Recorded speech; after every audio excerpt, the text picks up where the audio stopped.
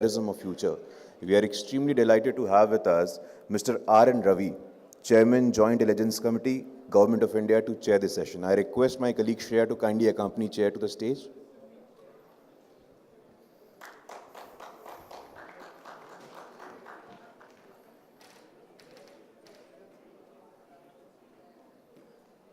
We also have with us Mr. Mark Kalberg, Head, Vital Cyber Intelligence Israel.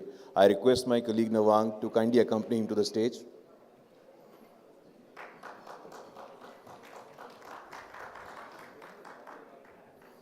We have Mr. Ma Zhangwu, Senior Professor from China, as a panelist for this session. I request my colleague Shreya to kindly accompany him to the stage.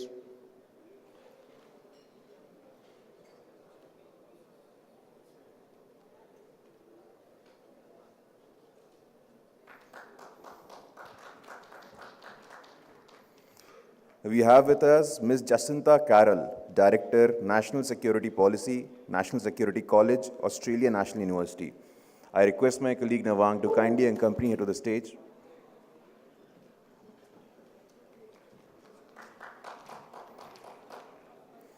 We have with us Mr. Ismail Al-Hadidi, Undersecretary, National Counterterrorism Committee from Oman. I request my colleague Shreya to kindly accompany him to the stage.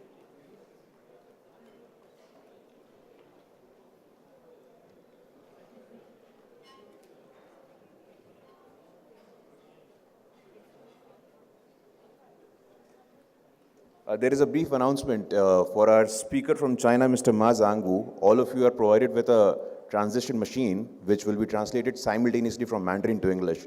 It's placed at your respective chairs. Please use it and leave it once you are done. It's on channel 1. I now request the chair to kindly take the proceedings, sir.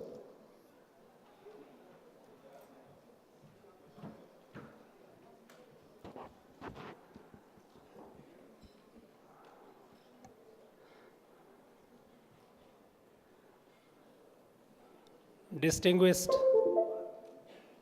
experts on the dais, ladies and gentlemen, I thank India Foundation for organizing this conference on counterterrorism. And I congratulate them for making it an annual event and a destination for experts, both analysts and practitioners from all over the world, to assemble and deliberate over the issue that concerns all of us. With the prospect of an all-out war increasingly receding, because we all know how devastating the consequences would be, terrorism is emerging as a low-cost option for the states, and is also a relatively easier option and more effective option for the organizations and individuals to achieve their objective, be it political, religious, ideological, social, or whatever it might be.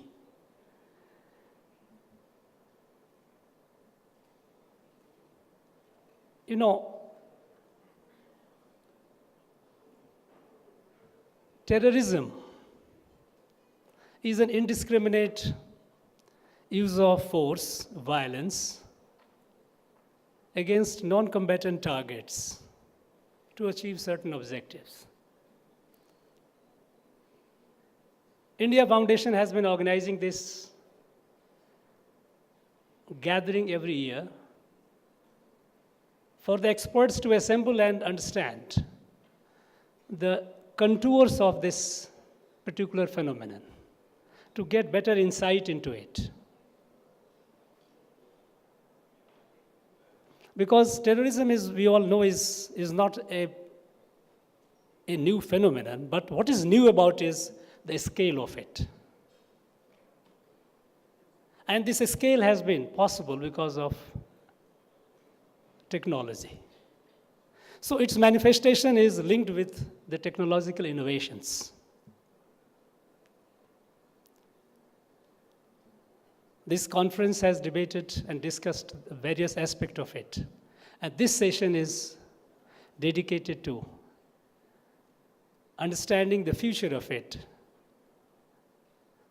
whether terrorism is here to stay for tomorrow, and if it is so, what is going to be the shape of it, how it is going to manifest.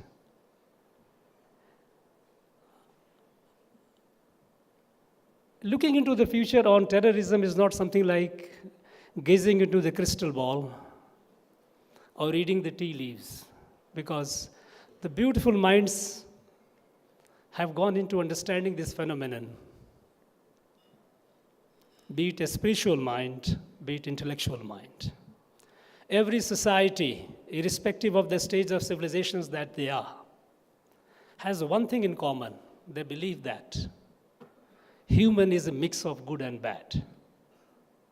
And balancing this, making the good prevail over the bad, has been the task of societies all through.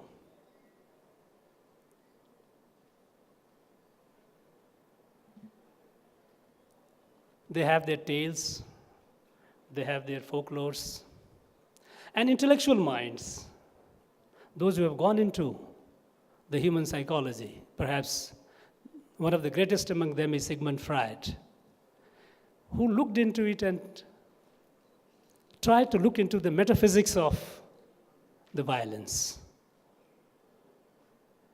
He came up with two theories. One, which he beautifully described in Civilization and Its Discontents, that individual and society are in a perpetual state of tension. Individual is ever seeking instinctive gratification of its desire, and society is to curb it, repress it for the sake of conformity. So this state of perpetual tension caused by the primary friction between the individual's instinctive desire for gratification and society's needs to curb it is an eternal state of affairs.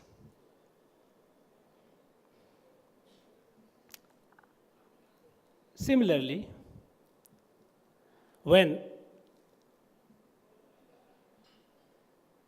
the communities, with the globalization, when there is greater degree of uniformity which is taking place, this unique sense of self of every community is being challenged. This is what they call narcissism of minor differences, that when the unique sense of the self of a community is challenged, it seeks to look for minor differences, and it tries to assert its distinctness. And this tension, which is reflecting in various ways, it is manifesting in terms of either assertive nationalism or even communities, ethnic nationalism, each one is saying that one has his own homeland. This phenomenon, the human society has to live with. What has made it more complex is technology. And technology has brought it to a level which Churchill has put it very nicely in his characteristic style, that we have this dichotomy of, good and bad, innate propensity for violence and need to curb it, its management. We have reached the stage of sublime irony where the safety is the brother of terrorism, terror, and survival is the twin of annihilation. Now, we know that this is going to stay. Terrorism has a very secure future. It's not going to go away. And to that extent, India Foundation has a job cut out for it for years to come.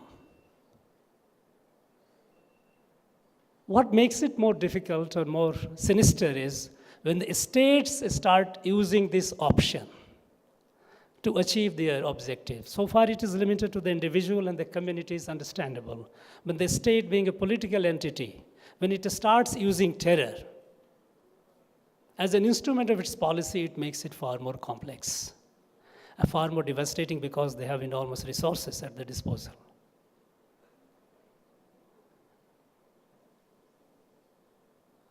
What form it will take tomorrow? It depends on the new technology which will emerge. From the primitive ways, when we had a very primitive means of communications, terrorism was isolated. When the communication system evolved, it started becoming bigger, manifesting. Now with the internet and digital, it became far more potent. And now with the cyber and artificial intelligence and other new domains of science which is coming up, it is going to be far more difficult and complex. So what form it will take, it's a matter of assessment. We have a panel of distinguished experts. They will develop on it. We will benefit from their experience, their presentations, and of course, at the end of it, we would love to have a very lively, interactive session. Thank you very much. May I invite the speaker? What is the sequence? What is the sequence?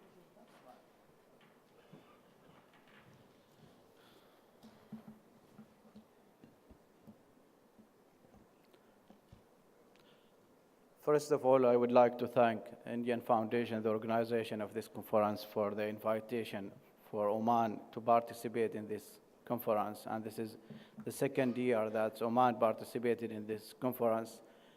As well, we would like to thank them to give us the opportunity to give a short brief about our experience or what we are doing exactly for counterterrorism in Oman. My name is Ismail Hadidi, and I represent the National Counterterrorism Committee in Oman. And in this presentation, I will try to give you what is the strategy that we employ in counterterrorism, as well what are the measures and the actions that we are taking to employ this strategy. As you know all, that Oman is a neighbor country for Yemen.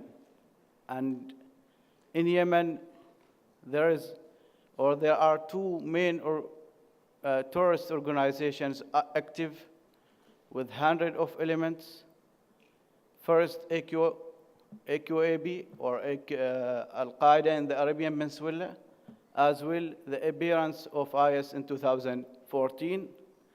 And I guess all of you aware that IS in Yemen reach a point where they have done or conduct many attacks inside the capital of Yemen since the crisis starts in Yemen in 2013.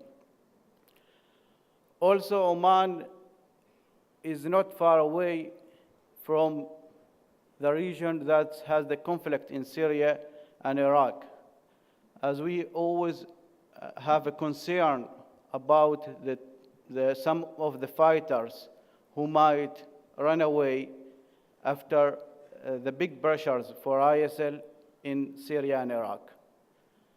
So that's the reason, or the main reasons, of why Oman concerned mainly on counterterrorism. So first, I will give a short or the main principles that the strategy of counterterrorism in Oman, and later I will talk about the action that have been taken to employ this strategy. Oman has not been subjected to any terrorist acts directly.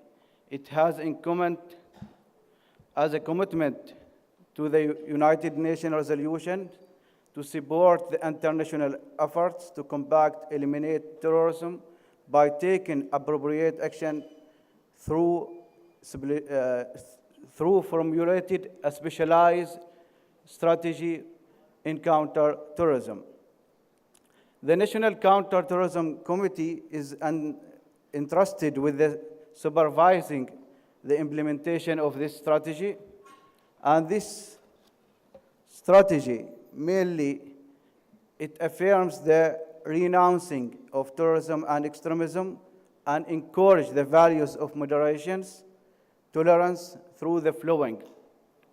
First, renouncing terrorism regardless of its source, reasons, justifications. Second, protecting Oman's security and stability through the collective responsibility. Third, security and stability are the basis of development and prosperity. And I guess all of you were discussing and agreed that there must be stability as well to ensure the security in any areas in this world.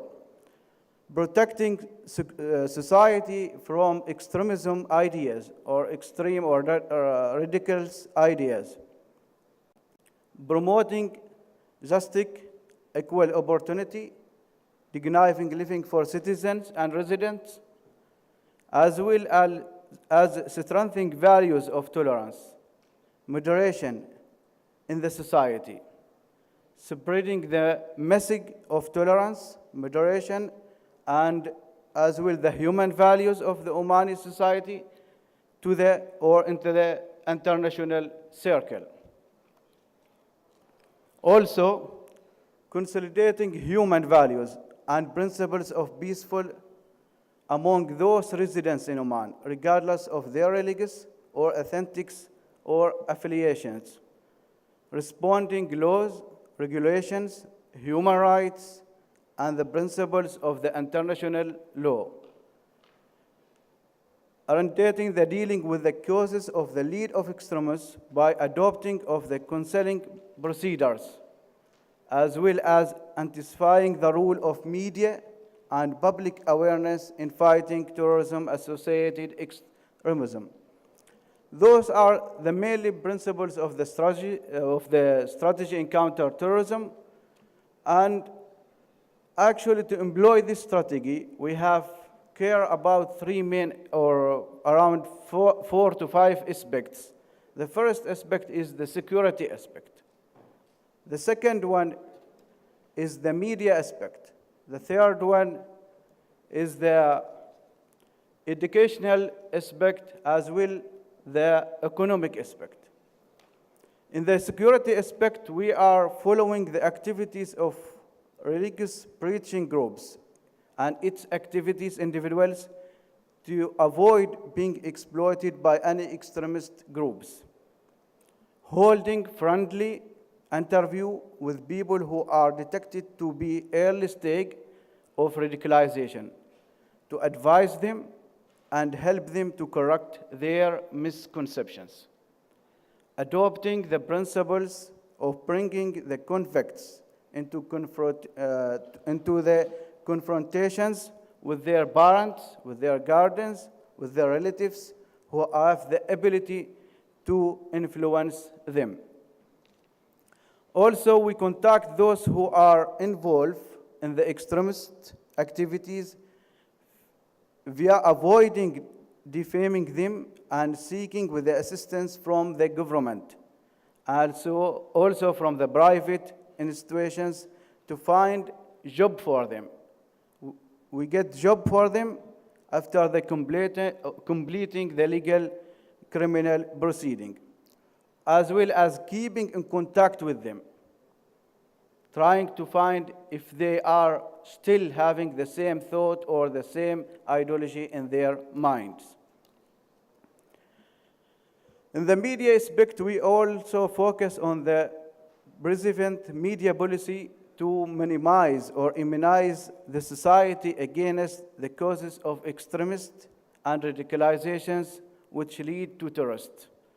So the policy in media calls to strengthen values of tolerance, values of harmony, unity, and among its society members, as well as avoiding the sectarians and tribal bigotries at all levels of all local media. Oman follow a neutral policy when covering news, especially when it is related to civil or sectarians. And I would like to highlight in this point that we have found that mainly many of fighters or many of elements, they travel to join ISIL in Syria and Iraq. The reason is out of the media. The beginning of the crisis in 2030 in Syria and Iraq, there were 100 of channels and media showing the crisis mainly as a human crisis. So there were like a reason or a dream in somehow. And this comes closely to what the ISIL starts with the ideology of bringing the Khilafah. In the additional or the educational aspect, we focus on the younger generations. So we have the principle of safeguarding the integrity and security of the country and its residents through teaching the principle of moderations, as well the tolerance in school curricula at all educational levels. In Oman, in the religious aspect, we ensure the freedom of the religion and practicing the worship for all religions, ensuring the equality between Islamic sects within the Sultanate and not favoring one sect above the others. In Oman, we have 3 sects. As a Muslims, we have Shia, Ibadi, as well as Sunnah. And all they pray in one mosque. We don't have any problem with any such sectarian things. As will the government supervising the Friday ceremony and other lectures and ensuring the content of the topic and subject are prepared in advance and officially approved. So most or all the speech that given inside the mosque or inside the schools normally approved through the government and supervising through the government. In terms of the law or the legal aspect, Oman, we have the counterterrorism law that promoted by the royal decree in 2007. Also, we have a law of combating money laundering and terrorist finance in the royal decree in 2016. As well, we have the law of criminal procedures. As well, we have a law for weapons and ammunition law. In terms of the economic aspect, Oman is seeking to provide as many job opportunities as possible and through a large number for young people. It might be a bit challenge for the government. However, we believe providing a good opportunities for young people, it's avoid them to be radicalized by the extremism groups. Also, we try to assist those implicated in the extremist activities, or they have been affected by the extremists in the society after completing their judicial or criminal procedures. In the international level, we ensure that we have a good cooperation with other countries to exchange informations related to the terrorist elements and activities, as well as Oman has ratified most international and regional conventions. Also, we have commitment in the implementation of the international resolution issued by the United Nations Security Council, as well as promoting dialogues and expanding the understanding between civilization via means of participating in relevant international seminars and conferences. And that's why actually we have decided to give this short brief about the strategy of counterterrorism in Oman. Thank you very much.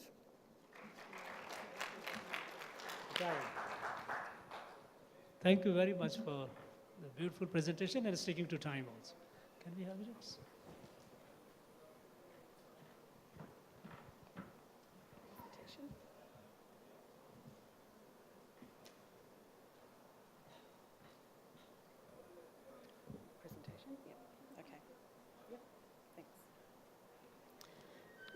Chairman, and good afternoon, distinguished guests, delegates, ladies and gentlemen. Hopefully there will be a presentation.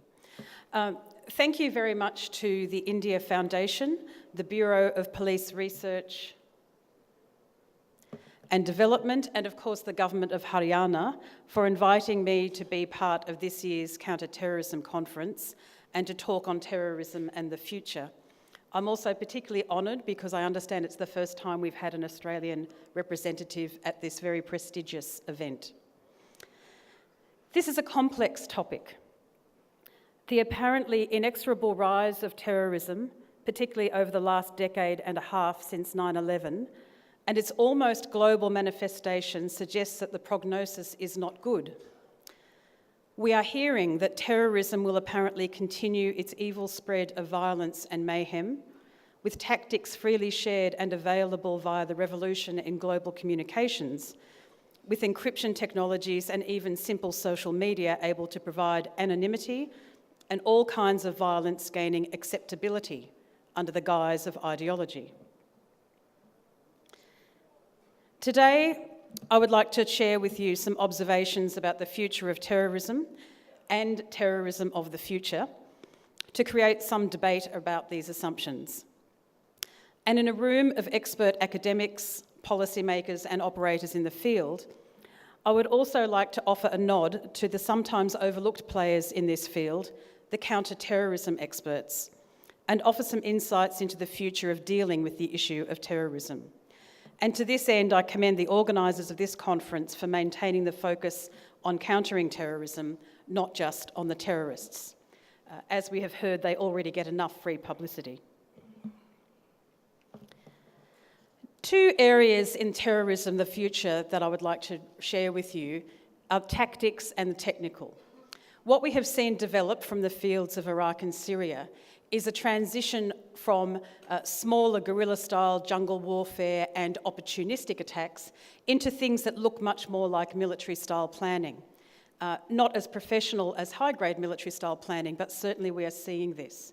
In the Iraq theatre, we know that part of this comes from estimates of around 30% of ISIS at its height coming from former Iraqi military officers. And you can see their hand in the successful manoeuvre operations undertaken in the battles for Fallujah and Mosul. We're also seeing that this type of planning, although ISIS has been defeated in its attempts to establish a so-called caliphate in the Middle East, translating to its support for other groups, other attempted attacks and plots throughout the world being facilitated by communications means. We're also seeing, interestingly, facilitated by this, the translation of the assault and attack techniques developed in the Middle East into other theatres. The photograph that you can see, of course, is from the Battle of Mosul, where we saw the employment of civilian human shields, but also the use of suicide bombers in something that a military operator would look at in seeing similar to the use of a tank. We're also seeing the use of weapons such as drones, sometimes just commercially available drones, being used in a military context. And the knowledge and the experience gained from the Middle East is now being shared elsewhere.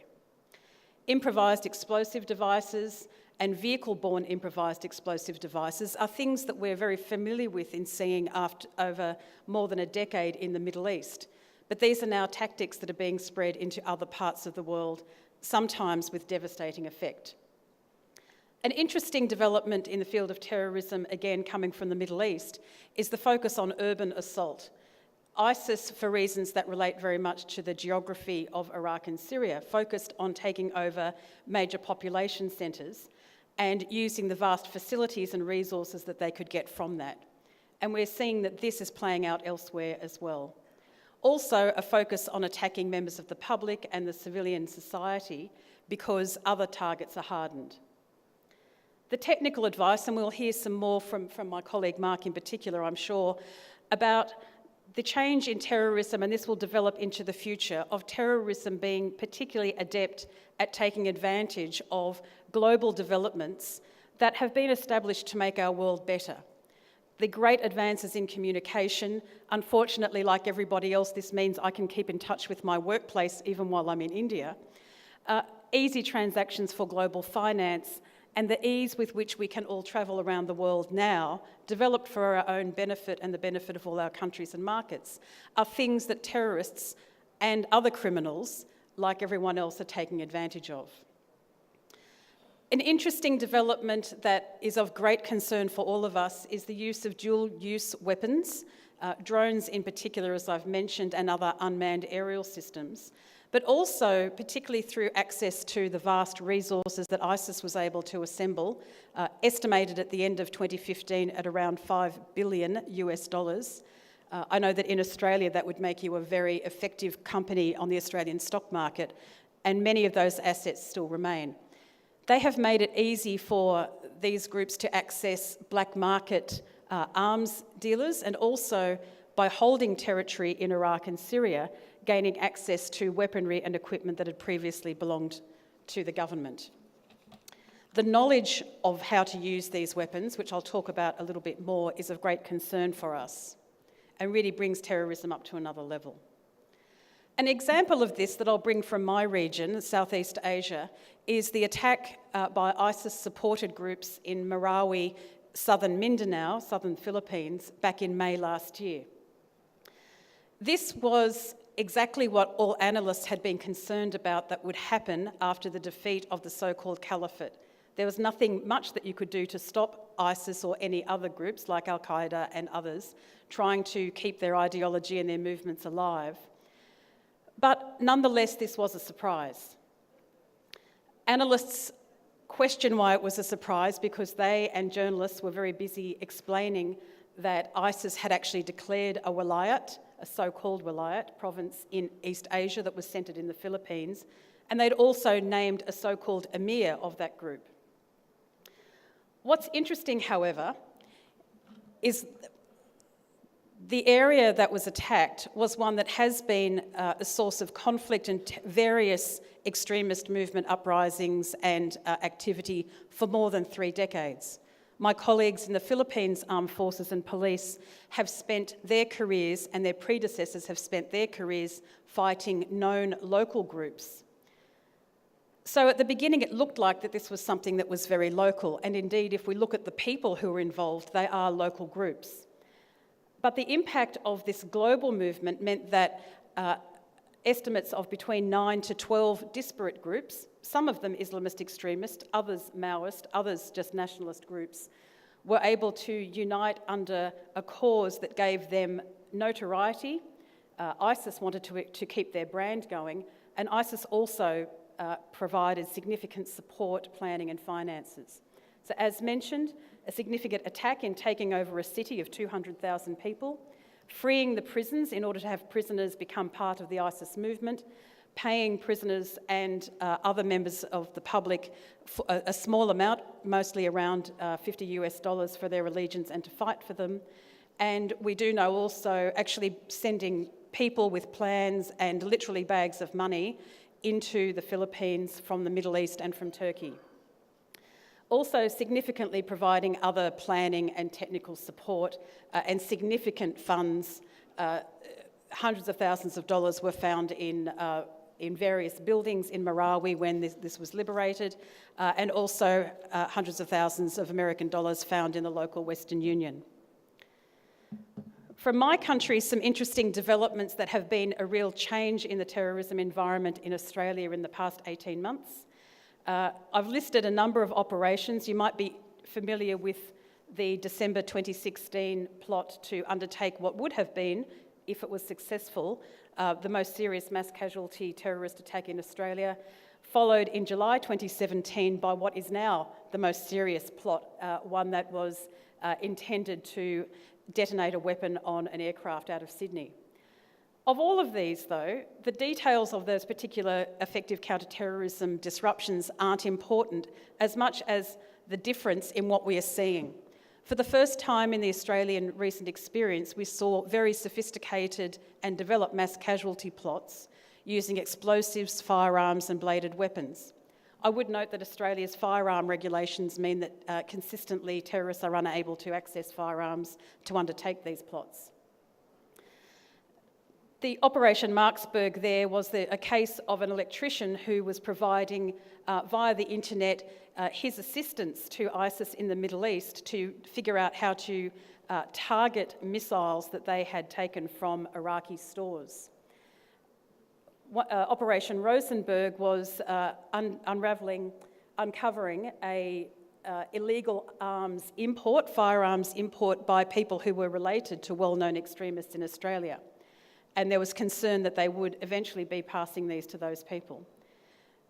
The arrest in October in Melbourne was of a man who was, again via the internet, managing a website, a pro-ISIS website, on behalf of an American foreign fighter in the Middle East, and also collecting and raising funds. This is unusual in that there is direct ISIS engagement with people in Australia and also support being provided. That said, I wouldn't want to overestimate it because the numbers of people in Australia and the type of support is extremely small. But as we all know here, the impact of a terrorist attack can be devastating. So now on to strategic trends in the future of terrorism. The high point of ISIS has gone, and it's very important for us to note that they have been effectively defeated from what they said that their aim was in the Middle East, and they have left. They don't have this so-called caliphate anymore. But the impact of these tactical and technical improvements and developments made by ISIS and their use of global communications and finances remains and are being used by them as well as other groups. The strategic trend also shows that it's very important for a terrorist organisation to go to the next level in having access to and ownership of territory. It makes them wealthy, it enables them to undertake planning, and particularly in the case of ISIS, it provided the dream that has been discussed here for people to come to support them. Therefore, the focus for all of us has to be on failed and fragile states and regions of failed and fragile states, or potentially fragile areas, to ensure that these are denied to terrorists.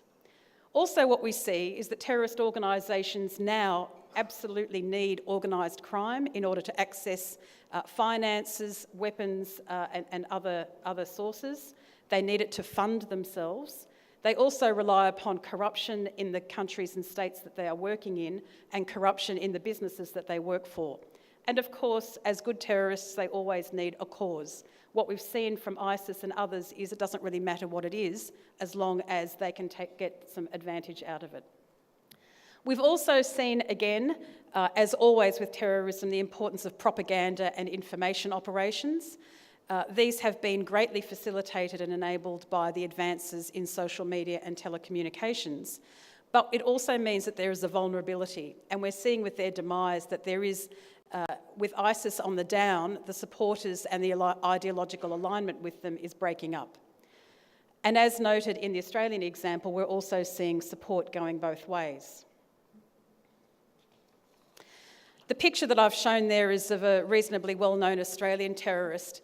The picture on the left is him in an ISIS propaganda video, which is very well known in Australia and elsewhere.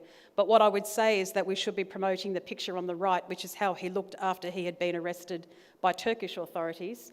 And he's currently, with Australian cooperation and great international cooperation, in a Turkish prison awaiting charges in the Turkish courts before he ultimately awaits charges on terrorist plot planning in Australia.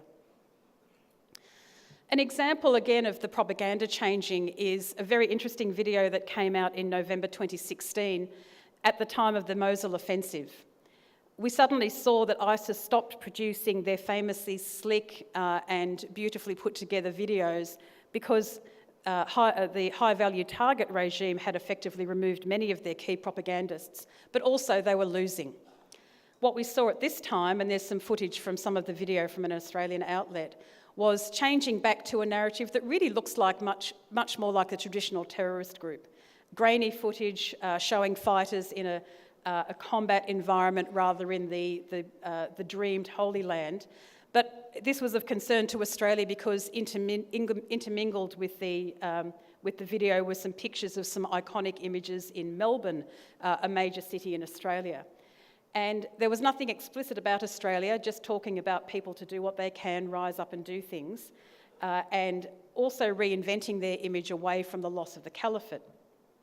Of concern to us, while there was no direct engagement between ISIS and the eventual plotters in Melbourne just a month later, we do consider that they were inspired by this, which shows the importance of the propaganda.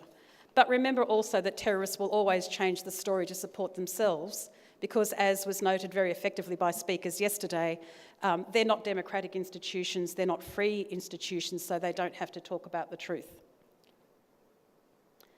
Another strategic issue, if you look at the list on the left, this is the Global Terrorism Index of 2017, talking about those countries most affected by terrorism. You'll note that India and Turkey are there.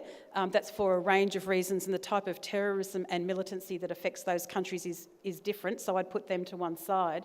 But I would compare, of the top 7 in that list of those countries most affected by terrorism, all of them are in the top 20 most fragile states in the world as well.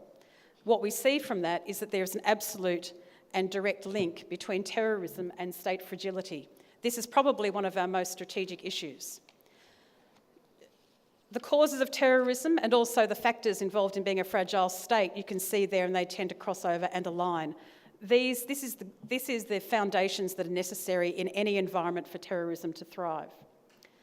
Other issues that we're seeing, and again, if we look to the Middle East in particular, is that there is a blurring of what is conventional warfare. We see that with the many state actors that are involved, and also with asymmetric warfare, the way that the military used to see terrorism. So one of the things facing everyone in thinking about the future of terrorism is how to ensure that those who are countering terrorism step outside of the usual way that we see things, the constructs we have, the way we organise ourselves, and the tactics that we use. We're also seeing, as mentioned, terrorism has become a great unifying factor internationally. I was involved in the ASEAN Defence Ministers Meeting Plus Experts Working Group on Countering Terrorism, and I observed that it was, when we were working with that group, we had representatives from the United States, China, Russia, Australia, and of course our ASEAN partners, all sitting around the table, sharing the same concerns and developing common ways to work through these, including through exercises. So when we have a focus on what clearly a problem is, there isn't actually any problem about defining it.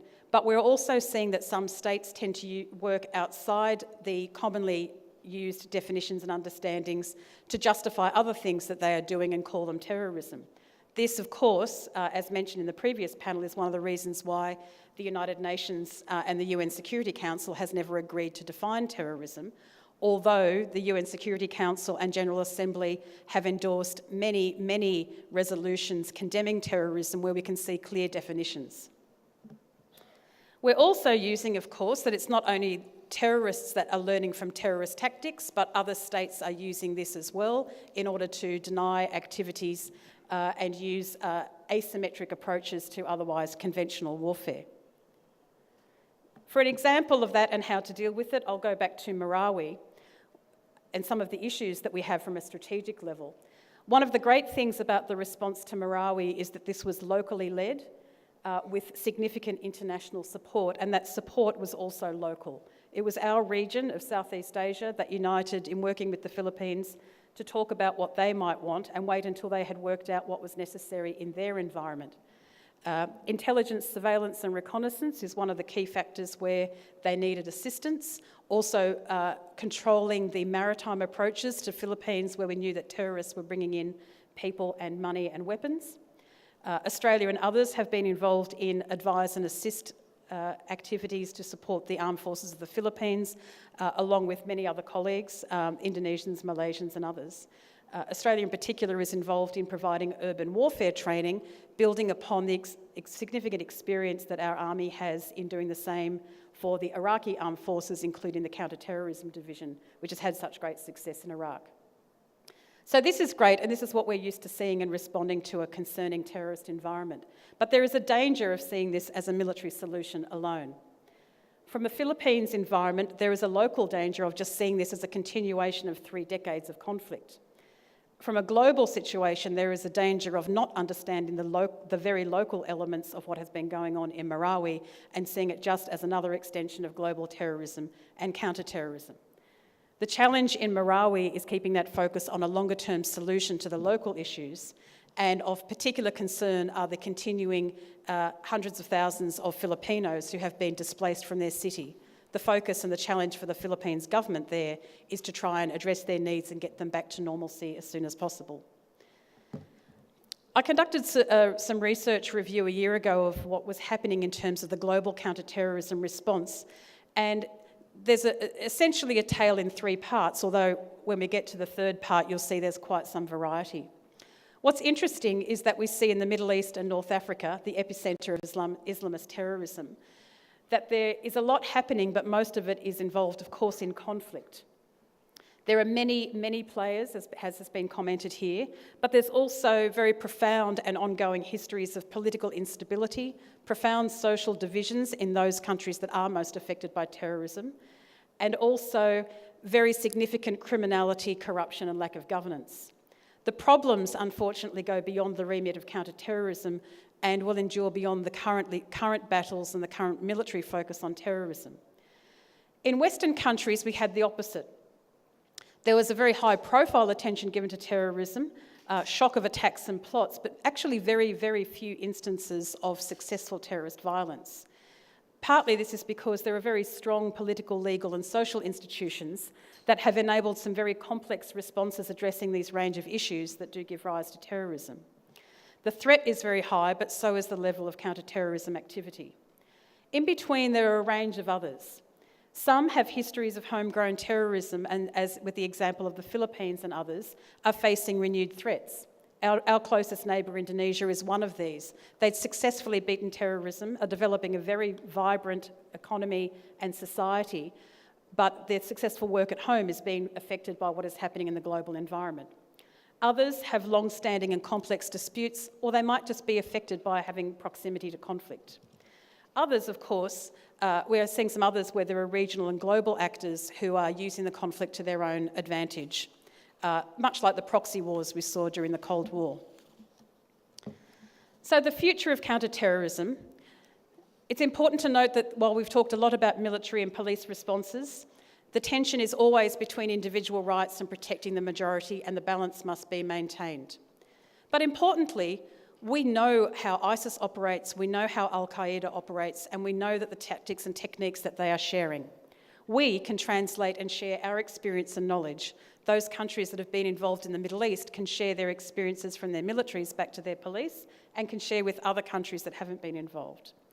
There's been a lot of discussion about the communications and financial enablers, but they were actually created, in the case of the communications pieces, primarily by US companies, and in general terms created by a range of companies that operate not in support of terrorism.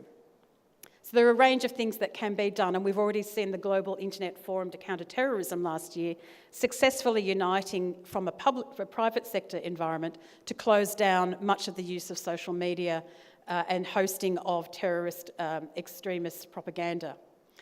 In terms of financial transactions, a joint Australia-Indonesia initiative, the Asia-Pacific Counterterrorism Financing Summit, was developed 3 years ago and has brought in banks and financial remittance and transfer companies from around the world, and has gone beyond the Asia-Pacific to include most of the countries that are involved here.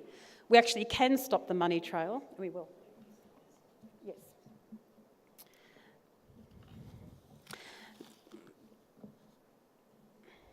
So, in summary, terrorism of the future will have much in common with terrorism of the past. But if we're to succeed in managing it, removing its potency, our global approach to countering terrorism has to change and can't just be like the past. Technological advances in all realms, communications, weapons and commercial, will be used by terrorists as they're used by broader society. We in the broader public sector and civil society need to be aware of this and take responsibility for mitigating it. Finally, terrorism thrives in a power vacuum where there is corruption and alienation, lack of human rights and social mobility, and lack of education. Establishing and maintaining counters to all of these and dealing humanely and effectively with local communities and regions denies terrorism. Thank you very much.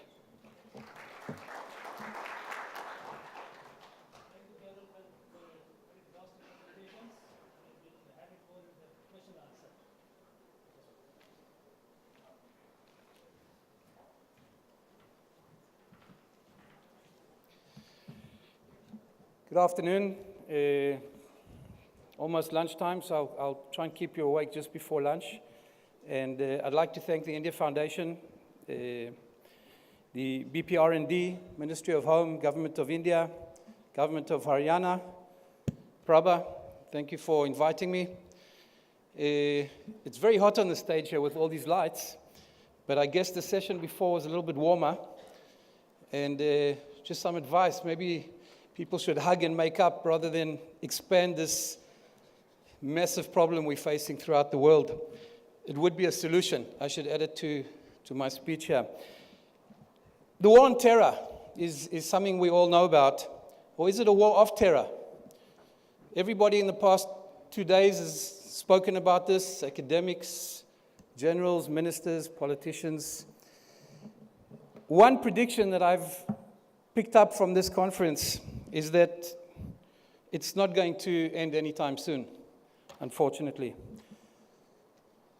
Terrorism today is not like terrorism of yesterday.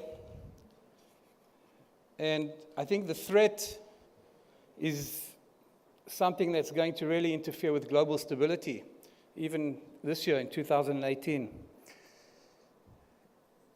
We have a terror that there are no borders. There are no physical borders. Doesn't matter how many fences you put up or checkpoints or immigration points. There are no more borders in terrorism. I think we're going to see more and more of a cyber terrorism, of a different type of terrorism.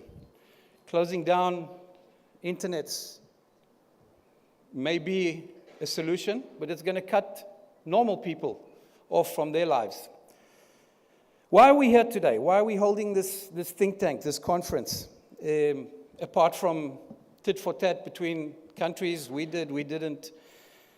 We should be sharing. We should be sharing and caring. We should be stopping the war on terrorism. This is what this conference is all about. Most countries focus on improving awareness of the threat to their citizens, developing capabilities to prepare and respond, and enhancing engagement with partner countries and other international actors. In order to understand the future of terrorism, as this conference says, I think we must look at the past just a little. We're all aware of what happened and how terror has been going on and for how long terror has been going on. It's nothing new, especially to the young generation of analysts sitting in the room here. I think, though, and I agree with everybody else, I think the attacks of Al-Qaeda on 9/11, September the 11th, 2001, brought a new era of terrorism, an era of live open source, mass media, which gave the world a Bollywood, Hollywood platform to watch in real time. The events unfolding live in real time on our screens, on our phones, is something that wasn't dealt with before. Prior to 9/11, while really crossing the mind of an average individual, many analysts viewed the geopolitical weapon of terror primarily to the Middle East. Somebody brought up the IRA this morning. But primarily, I think the focus has always been on the Middle East, as it is today. Other countries suffer from terror. There have been remarkable acts of terror before 9/11, the Munich Olympic massacre, 1972.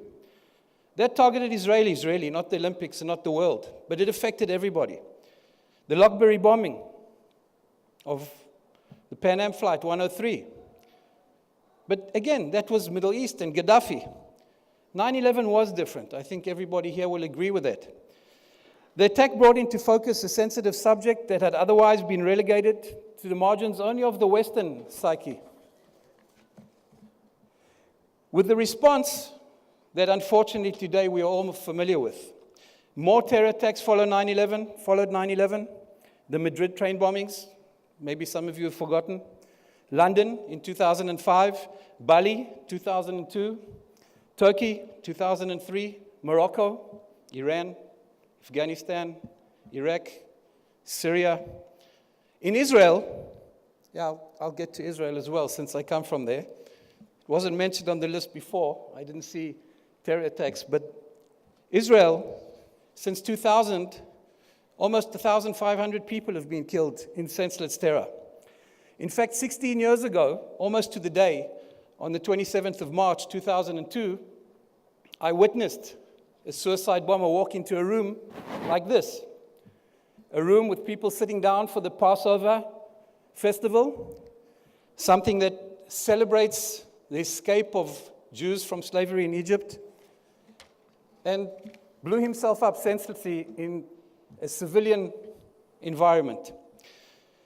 At the time, Hamas, who hasn't been mentioned at all in this conference, celebrated on the streets of Gaza, as they did for the Bali attack, and Madrid, and Turkey, and in the US. I was there. In fact, I've been around for 16 terror attacks. I think more than most people have watched on CNN primetime. The pain, for me, is deep. Having 30 people carried out on tables pretty much like you're sitting at now, it hurts, it leaves a scar. By the turn of this decade, however, intelligence agencies became more adept globally in collecting the necessary information to thwart terror. All intelligence agencies. While Osama bin Laden and his henchmen were on the run, an offshoot called ISIS, Daesh, became firmly entrenched in Iraq and, yes, Syria. And there, amid this American-led war, that the nature of terrorism once again changed. 8 years ago, in 2010, a good friend of mine and well-attributed author, Yaakov Lapin, wrote a book called Virtual Caliphate, 8 years ago. He described how ISIS would use computer servers around the world using what he called virtual caliphate. And it is till to this day, as everybody's mentioned. Anne showed some very interesting, where's Anne? In the back. Showed some very interesting video material yesterday, showing this caliphate, how it still goes on, and reversing it, to understand the psyche and what goes on behind the politics, behind everything, behind the uniform or the clothing or the weapon. In his book, Lapin showed basically how radicals equipped with 21st century technology try to achieve a 7th century vision and bring this into a virtual world. I'm going to cut my speech a little bit short because of time as requested, so I'm just going to jump a little bit. But we all knew that after what happened in Syria and Iraq, the world would take action. 70 different countries, with the United States dealing with the problem of ISIS. A fascinating spin, and in reality, Hezbollah too waged combat against ISIS in Syria and assisted Assad. This was when the Assad regime started to lose control in 2011, and it started to barrel bomb or otherwise attack other Sunni populations. While there are parallels between the two situations, they differ principally, ISIS and Al-Qaeda, but a testament to the success in spreading its ideology, using technology and, yes, the media, has taken a greater grasp on supporters around the world. Perhaps today we are in a better situation because people of all religions, all faiths, ethnic groups, and nations, as well as leaders, are recognizing what terror really is indeed, calling it by its name, terror. Unless you've witnessed terror, you cannot understand what it is. By contrast, it's a realization that many global analysts contend came too late and thus prevented the implementation or adequate counter-terror measures. Much too late. Statistics have just shown it in your speech. Analysts asserted that one must be able to identify a threat correctly, know thy enemy, and in order to combat it. Do we know the enemy? Really? Can we really recognize them? Something we should ask. We have seen acts of terror by lone wolves around the world, everywhere. Germany, wherever you go. The States, Russia, Aeroflot coming out of Sinai, a plane taken down. Everybody's a target, somehow. Looking at terrorism of the future, we need to start today. Start again. Have a closer look. As technologies become more advanced, many security agencies have strong capabilities to intercept and interrupt large-scale operations, terror operations, as there are more people involved and it's easier to intercept their communications and movements. It's easier to track them and contain them in a proactive manner. No matter where in the world you may be from, our global emphasis on moving forward in tackling terrorism of the future should be in integrating traditional intelligence gathering with high-end technological solutions, while still closely monitoring the connections between whatever organized structures, both Al-Qaeda and ISIS, who are still relevant, and those who share the ideology and motivation abroad. We cannot ignore the importance of religious doctrine in the overall battle against the future of terrorism. We will not be able to contain the threat of terrorism so long as both use the same strategies and maintain the same perceptions. The issue of future terror is multidimensional, multi-layered, and there's no one enemy that we can characterize. Yeah, sure. Just one sentence and I will conclude.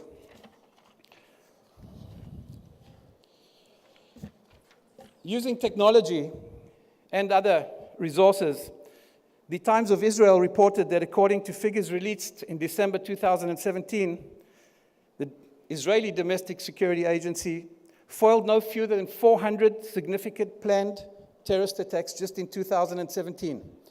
These included 13 planned suicide bombings, 228 gun attacks, 50 bombings, and it goes on and on and on.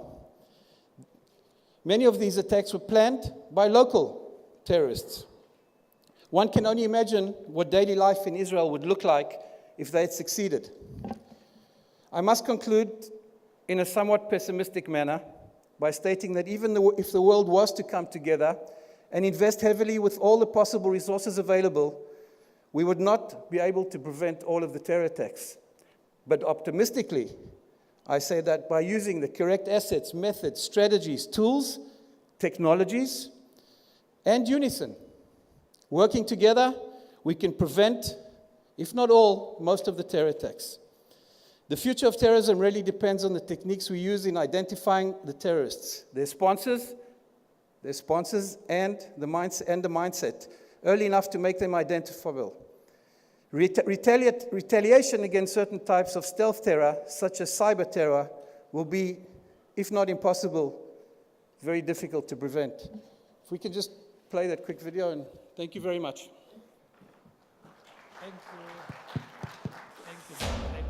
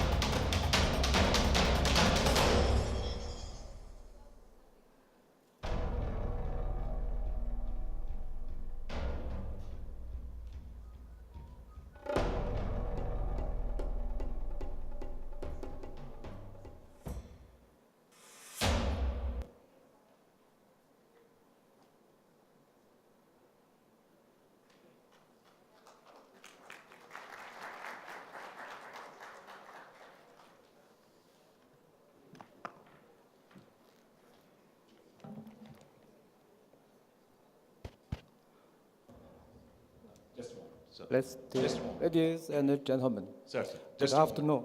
Yeah. I have an announcement to make. So there is a translating machine with all of you respectively, and the translation from Mandarin to English will be available on channel 1. In case of any difficulty, please reach out to volunteers. Thank you. You may start, sir, please.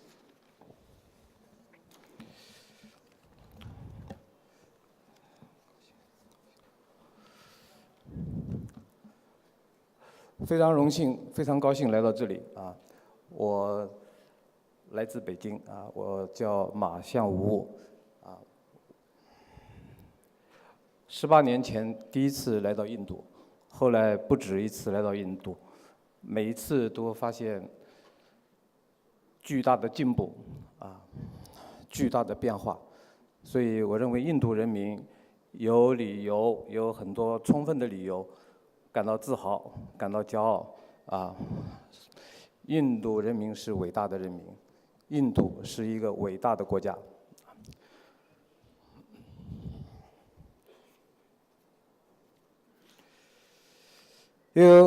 关于反恐这个话题啊，我们当前面临一个非常紧急的非常危急的关头。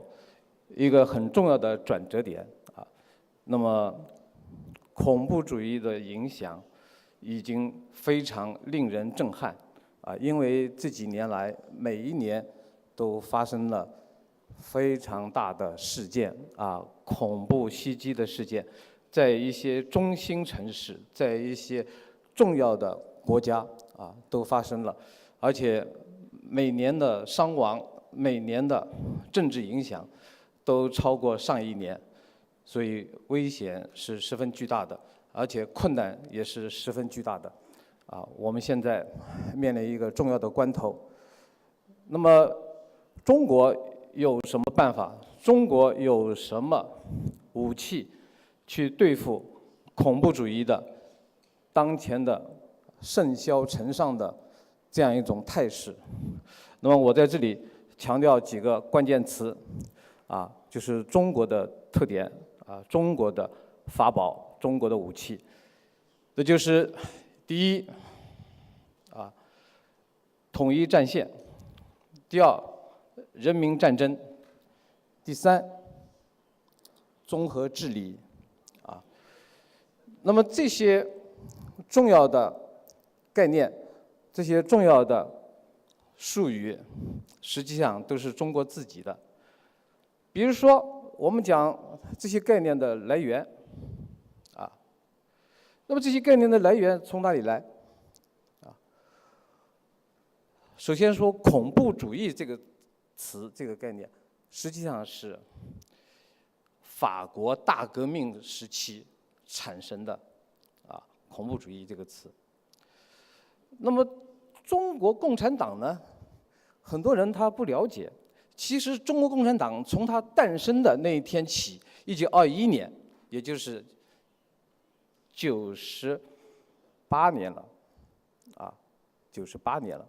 那么，从那个时候，中国共产党就是反对恐怖主义的。6年以后，1927年，中国共产党遭到了残酷的镇压，共产党员和工人的骨干几乎全部被 消灭，被镇压，但是即使那个时候，中国共产党也是反对恐怖主义的，反对搞暗杀，反对搞爆炸。他其实有条件，但是他没有这样做，啊，所以这个，啊，革命党的时候就是这样，那么变成了执政党，他更是这样，他反对搞恐怖主义，啊，所以这个我觉得很有必要。另外就是“人民战争”这个词。 是日本进入中国以后，毛泽东提出来的，啊，这是30年代，啊，那么人民战争是什么意思呢？就是说发动全体人民，整个人民，这是中国任何一个党都做不到的，啊，全体人民。那这个全体人民是多少呢？大概在98%左右，啊。 98%左右。那么这个成员的构成的这个人民呢，主要是农民，基本上都是农民，然后就是加上工人、职员，小知识分子、小资产阶级，普通市民、普通的农民加在一起98%，一直到现在还是这样，这就是人民战争。就任何一个国家，它打击恐怖主义，它是用军队去打。那么中国当然也是用军队的。中国采用的军队，它的什么军队呢？主要是武装警察部队，武警，当然它的装备也很好，也很好。其实跟那个陆军的常备军其实差不多的那么武警是中国反恐的，就是国家领导的正规的军队的，或者说比较有战斗力的一支军队那么主要是靠它，加上警察，加上保安，加上老百姓、普通市民、普通农民，也就是人民所以中国的这个反恐理念比较奇怪比较跟别的国家不一样任何一个国家做不到像中国这样来做一会儿我们如果有视频的话，我们可以看一下那么这个人民战争这个概念，那么统一战线这个什么概念呢？统一战线就是从差不多100年前就提出来了它主要讲的是中国的社会的所有的阶层，几乎是所有的阶层，只是把那个最大的敌人排除在外那么现在最大的敌人就是恐怖主义、恐怖分子把这个排除在外，其他的都是可以团结的人，可以团结的力量，可以联合的力量，这就是统一战线特别是每一个阶层，特别是每一个有影响力的组织机构和个人，特别是他名人比如说他老板比如说明星比如说金融界的当然也包括官员，包括政府各个方面，这就是统一战线那么统一战线有2个含义，第一个含义是国际的统一战线，比如说中国革命取得胜利，它有一个重要的原因就是得到了国际上的支持国际上的支持那么在这个革命党的时期就是这样。那么国内它有一个统一战线那么它需要除了恐怖组织以外的所有人的支持，这就是统一战线这就是统一战线。那么人民战争的人民呢，它主要是讲普通人，没有什么影响力的，但是它联合起来，它作为一个整体，它是一个巨大的压倒的影响。那么这个人民战争它需要什么？需要组织，需要动员，需要宣传。每一个人都拿他的眼睛盯着每一个可疑的恐怖分子或者嫌疑分子这就是人民战争。再一个就是讲综合治理。什么就是综合治理呢？它是从80年代也有了40-50差不多30-40年的这个历史。它是讲对待罪犯，对待罪犯不能仅仅是抓起来，把他关起来，或者是把他杀掉。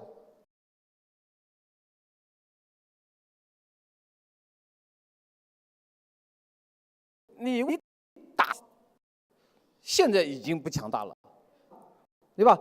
那么一方面你在打这个 IS， 另一方面，它的 IS 又变成一个，就是一个溢出效应，就是像水一样漫出来了。漫到哪里去了呢？漫向全世界每一个角落，漫向地球每一个角落，这是最恐怖的地方所以有一句话叫反恐反恐，越反越恐，就是打击恐怖这个力量越来越大，可是恐怖分子、恐怖组织、恐怖活动也是越来越大，啊，这个是有数据的，这个是有数据的，在国际上，啊，这个澳大利亚有一个研究所，他进行了一个测试，他说这个，伤亡啊，就是在100人以上的这个重大的恐怖袭击事件，啊，它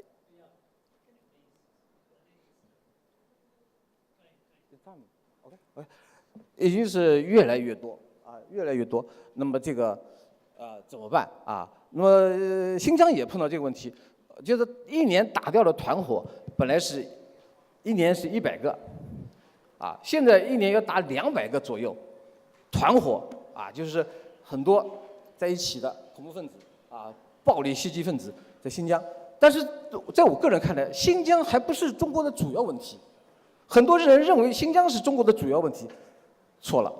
实际上，新疆以外有很多啊，这恐怖分子有一个特点，它有很强的流动性，它是到处跑的，它是在这里策划，在那里爆炸，然后到另外一个地方逃跑，啊，它是这样子的，所以它是流动的，它没有什么理由一定要在新疆搞恐怖活动，它可以到别的地方去，它可以到国外去搞圣战，啊，它可以在新疆境内搞圣战，啊，所以这个，啊，这种搞法我们要注意，而且有一点就是恐怖分子、恐怖骨干、恐怖的头目都是心理学的大师，啊，要注意这一点。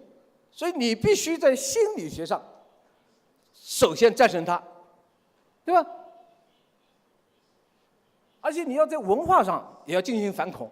你看那个911，本拉登，他用飞机去撞击你的大楼，国际贸易中心啊，你的五角大楼，他是从电影上看来的，他是从美国电影上看来的。他说就这么干，啊，就照着这个电影的做法去进行911的袭击，对吧？但是本拉登死了以后，出现了一个溢出的效应。就是说，谁都是本拉登，谁都是恐怖分子，到处都是，因为他没有一个统一的领导了，对吧？所以一方面在中东，包括叙利亚啊、伊拉克出现了混乱的情况，对吧？很多国家在那里打，还有很多人是作为代理人在那里打，是吧？还有很多人是作为被代理人在那里打，对吧？这个情况。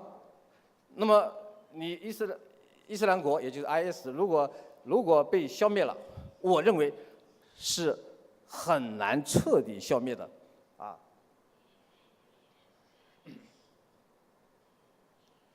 那么中国呢，它公开的场合就是正式的提出，其实也是最近这几年正式提出要建立反恐统一战线，这个习近平提出来了。在习近平之前是普京啊，俄罗斯总统普京也提出来了。啊，就是他多次在联合国也提，在国情咨文里也提啊，而且奥巴马也做了一个回应啊，但是有的国家之间很难进行协调，很难联合，很难团结，啊，这个难度非常大啊，就是你让他联手进行反恐，啊，这个是很难的，所以这里面有一个巨大的利益的争夺，势力范围的争夺。啊，这个要特别注意啊。那么，当然，中国现在最大的事情是什么呢？“一带一路”，“一带一路”啊。那么，“一带一路”啊，当然我也知道印度的态度啊，我甚至也知道印度学者啊、印度的官员，如果提问题的话，他会提什么问题给我，我也知道啊，我大概也知道，因为去年就也是一个反恐的一个大会啊，我已经知道了啊，包括很多媒体、电视台、网站采访我啊。那么问题都很尖锐啊，都很尖锐啊。我知道印度对待中国的一些看法啊，我完全知道啊。所以这个你要让它联合起来，你要让它建立统一战线，确实是有很大的问题的啊。这个但是有问题也要建立，否则反恐就不可能取得胜利啊。反恐为什么越来越难？恐怖分子为什么不断的在增加？而且，我认为欧洲很困难，为什么呢？大量的难民、大量的移民进入欧洲。说一个不太好的一个计算方法，假如是1%，那你算算是多少恐怖分子？假如是1/1000，你说说他是多少个恐怖分子？啊，假如几百万人进入欧洲，假如是1/1000，就是几百个，几百个人就是独狼，啊，孤独的恐怖分子是最危险的，啊。OK， We are running against time, please. OK， 好，因为时间关系，谢谢大家。Thank you。Thank you. Thank you. Friends, I think you must have got the sense that we have no good news for any of us. Terrorism is here to stay. And though everyone of us sounded pessimistic, but we need not be, fatalistic. The answer lies in smart counterterrorism. I think we'll take, we are running against time, so we'll take a few questions. Yeah, please. My questions are directed at two of the panelists. One at the representative from Oman. How are you able to have a combined mosque for Shias, Sunnis, and Wahhabis and not expose your people to Wahhabism, which is sort of manifest all over Middle East? The other is to Professor Carroll, whether you showed a slide for a very short while on fragility of a state and its vulnerability to terrorism. If you could elaborate a little bit on it. Thank you.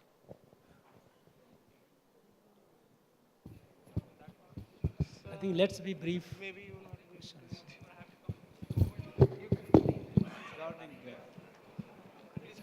I don't know if you can hear me. Regarding the first question, we have, in Oman, actually we don't force names the mosque by any sect. So we don't have actually the mosque or any schools related to a specific sect. By the law, anyone are not allowed to criticize any sect in the country. Also, from years ago, from around 45 years ago, Omanis community are living together without any differentiative of the sects. Regarding the ideology of Wahhabism and Salafism, I would like to highlight that there is around our country other countries who believe with this ideology and they encourage this ideology. However, we always show the awareness or always we give a clarification of the misconceptions in some of the ideological terms. That's in brief, but this is a very deep question that we could discuss later if we have the time. Thank you very much. It's a very important point. If you would like to see some more detailed analysis of this, the UNDP and the UN Counterterrorism Committee and most significant think tanks, including a number here in India, have done research into this. But essentially there is, for terrorism to actually make an impact on a country, then it needs to be in an environment where there is not effective law and order. It needs to be in a place where corruption allows criminality to occur and for there to be vulnerabilities in the security apparatus. But also importantly, if you have education, economic development and opportunity, as well as a way for all groups to have a voice, which is something that has consistently come through this conference as being one of the great strengths of India, which is why India is not a fragile state. While there may be incidents of terrorism and militancy, these do not have a significant impact on breaking up India or really damaging people's lives on a day-to-day basis.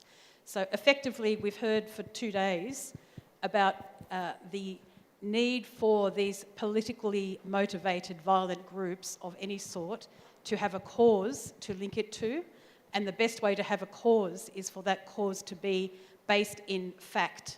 So if a group feels like they do not have opportunity and they do not have any other way to address their needs other than violence, then terrorism may have an opportunity. Certainly there are many complexities in different environments, but the data is very clear that if we address these other issues, there is very little opportunity for terrorism to have a significant impact on a society, including recruiting supporters. Mr. Ravi, I have a question here. On your left, extreme left. I have a question to Mr. Ma, Professor Ma. Professor Ma from China, I have a question for you. China has been blocking the declaration of Masood Azhar as a global terrorist for last almost many times and many years in the United Nations. Why? Why China is doing that? And to counter that, why not India should start? Why India should not start supporting the freedom movement in Xinjiang province, Muslim-dominated Xinjiang province of China?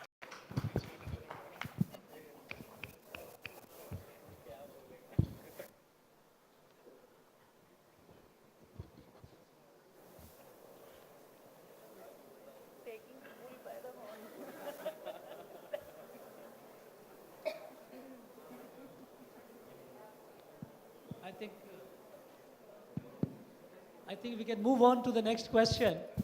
No, sir, hold on, sir. Let him please answer. He's understanding the translation.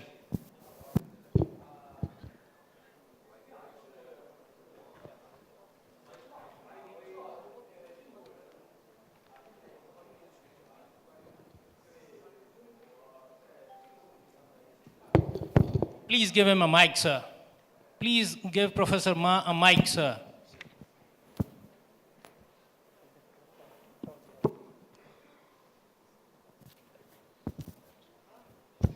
喂，哎，我非常清楚啊，这个印度人啊，所有的这个对中国的一些看法啊，特别是关于穆罕默德军啊、马苏德啊，特别是关于联合国的一个机构啊，在讨论这个问题的之前啊，中国的一些做法，那么印度人我知道啊，他们意见是很大的。那么这里面其实是这样一个问题，就是说，他这个。就是这个问题之前啊，那么中国、巴基斯坦和印度啊，这个关系是怎么样啊？这个我觉得大家实际上都是很清楚的。那么这个关系呢，其实对这个问题当然是有一定影响的。我个人这么认为啊，我个人这么认为。那么中国这个政府这个问题的态度，我想中国政府并没有说。马苏德和穆罕默德军到底是还是不是恐怖分子、恐怖组织？他并没有这么说，他只是找了一个根据，就是说这个联合国这个机构呢内部有不同意见，这个问题比较复杂，所以呢要搁置，就是现在这次不讨论，啊，他2次的做法其实都是这个情况，这就是。中国的啊那个，当然就是印度学者啊，或者是印度的平民，他们的看法，我也完全可以理解啊。那么这个这里面它有一些，我觉得需要一个政府之间啊进行沟通的问题，进行沟通的问题。这个包括中国和印度和巴基斯坦之间，它需要有一个沟通的问题。我认为是这样子啊。那么在联合国这个机构上，啊，讨论不讨论，怎么讨论啊，列不列名单，进入不进入名单啊，那么这个都需要3家坐下来讨论啊，这个是最关键的。我觉得中国它不会直接就说马苏德。啊是还是不是恐怖分子，中国不会去做这个判断，中国也不会说啊穆罕默德军是不是一个恐怖组织，对吧？是你印度说了算，还是巴基斯坦说了算？那么这个他也不会直接这么说。我觉得巴基斯坦跟中国的关系到底怎么样？印度那完全是，中国也很清楚，巴基斯坦也很清楚，印度也很清楚，对吧？你中国跟巴基斯坦是这个关系，那么巴基斯坦那么出现这个情况了，那么中国是什么态度？这个都是可以想象得到的。但是有一点，我想确定无疑的说一句：中国认为一切恐怖组织都是需要消灭的，啊，一切恐怖组织，所有的，不管哪个国家，啊，不管你是中国的也好，是巴基斯坦的也好，不管哪个国家，只要是恐怖组织，只要是恐怖分子，都应该消灭，这就是中国的态度，这是毫无疑问的。至于刚才有的学者说，啊，印度是不是可不可以这个把这个新疆的这个叫什么热比亚吧，啊，热比亚啊，这个人，然后也支持一下呢？啊，那么这个我觉得，你的心情我可以理解啊，你的心情理解，但是我相信印度不会去这么做，啊，印度不会去这么去做，啊，如果印度要跟中国进行斗争的话，我相信他不会拿热比亚去进行斗争，对吧？这个不会的啊，这个我认为印度政府它其实是很理智的，它很理智的，而且中国跟巴基斯坦这个合作进行统一战线的反恐统一战线，这个其实是摆在桌面上的，但是中国跟印度也有联合啊，也有合作呀，也有这个反恐统一战线，为什么？因为中国的公安部长叫郭声琨，跟那个印度的内政部长，他们已经建立了私人的关系，他们已经有一个正式的这个合作的平台。这个中国这两个部门，公安部和印度的内政部，他们已经进行了合作了，甚至中国跟美国也有啊，也有这个合作的渠道啊，也有反恐合作的渠道啊，也是有的，对吧？只不过呢，可能不是特别的深入，可能有一些领域可能会有一些回避啊。我举个例子，比如说，普京悄悄地告诉特朗普说，有一个什么什么人，我们得到了情报了，要炸你们的客机，对吧？然后特朗普赶紧就告诉他的情报官员，马上就采取措施，避免了一次空难事故。但是这马上就带来一个问题啊，谁去保护有关人呢？谁去保护有关人啊？对吧？这个潜伏的人啊，卧底的情报官员啊，马上就面临生命危险，所以它是有一些具体的问题的。但是我觉得，中国跟很多国家其实都是有。你想，中国跟美国都有这个联系的渠道，对吧？它都有反恐的机制。那中国跟别的国家，我就更不用说了，对吧？中国跟印度，那就更不用说了啊。这个，所以呢，我觉得，我相信印度大概不会拿热比亚或者新疆的谁啊，一个这个逃亡的啊，一个很著名的。啊，一个闹疆独的啊，闹新疆独立的人啊，那因为什么？因为东突是中国的心头大患，东突啊，东突现在是世界上最有代表性的恐怖组织。那么中国呢，这个对东突呢，也是想尽一切办法进行打击，但是的确很难。为什么很难呢？因为境内外勾结啊，那个中国的公安部的副部长前年。2015年在马来西亚的首都吉隆坡的时候，当时就有一个情况，就是有300多人，300多个这个新疆的暴恐分子，经过马来西亚去参加伊斯兰国，去参加 ISIS。你想一次就300多人，那你想一想，那这个跑到这个伊斯兰国的，那最起码有1、2千人。一次就去了300多人，你想想看，对吧？所以这个实际上中国面临的这个问题其实也是很大的，而且我刚才也说了，我个人认为中国最大的问题还不是东突，可能是隐蔽的，在各个省都有。比如说去年，啊，突然有一两个人就拿着菜刀冲到这个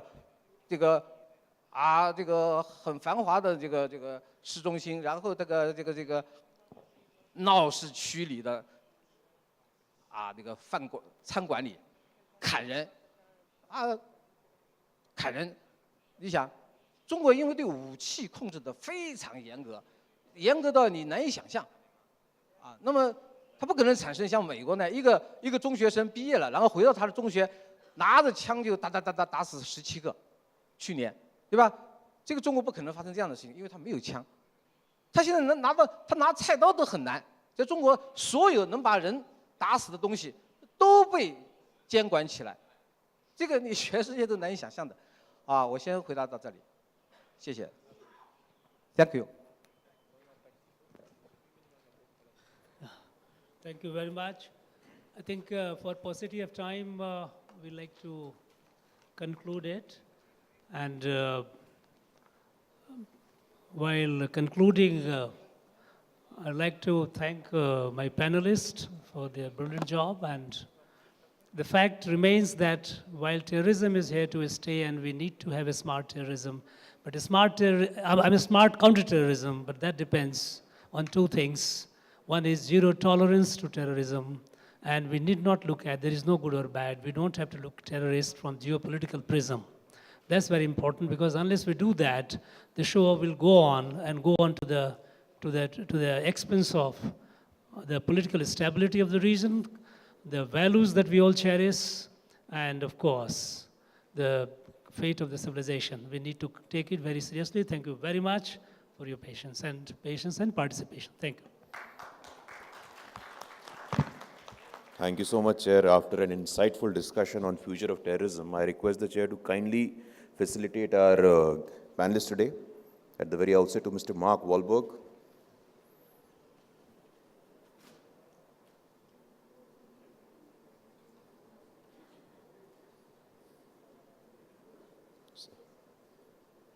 Sir, Ravi, sir, please.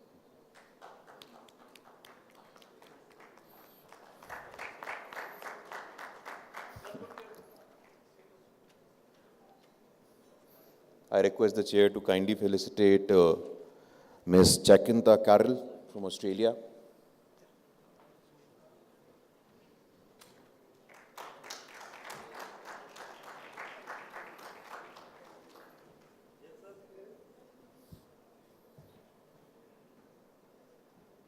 I request the Chair to kindly felicitate our speaker from Oman, Mr. Ismail Al-Hadidi.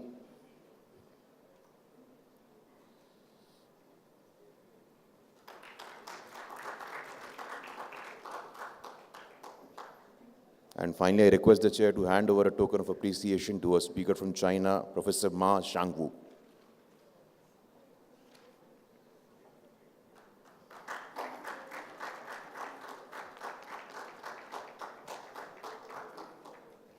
I request Captain Alok Bansal, Director, India Foundation, to please come on stage and hand over a token of appreciation to the Chair, Shiaran Ravi.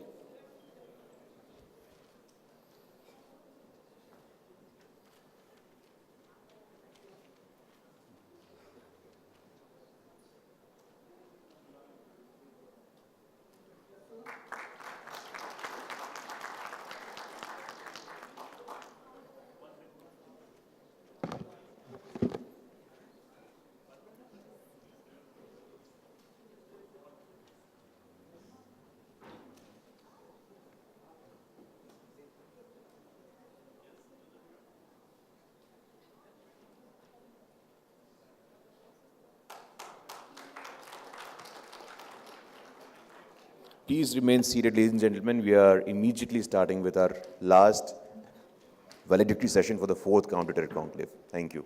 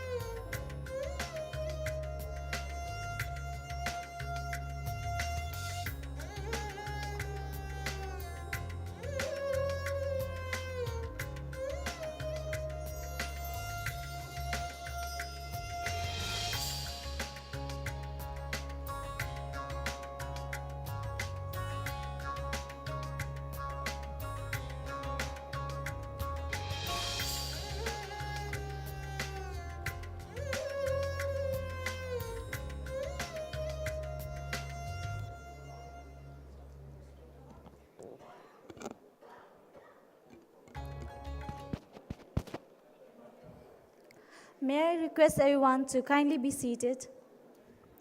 We will now begin with the valedictory session. May I request Captain Alok Bansal, Director, India Foundation, to please join us on the dais.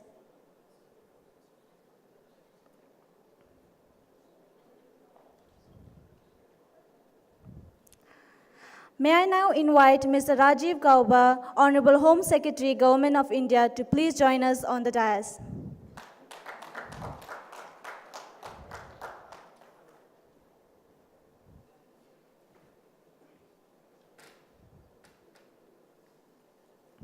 I will now hand it over to the chair. Over to you, sir.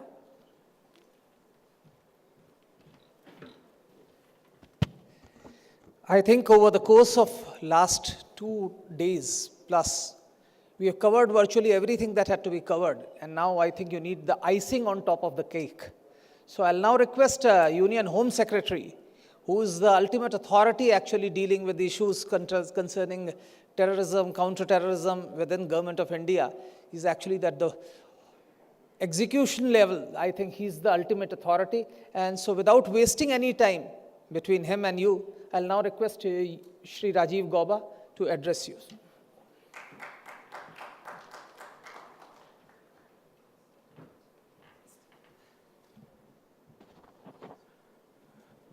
Good afternoon, distinguished delegates.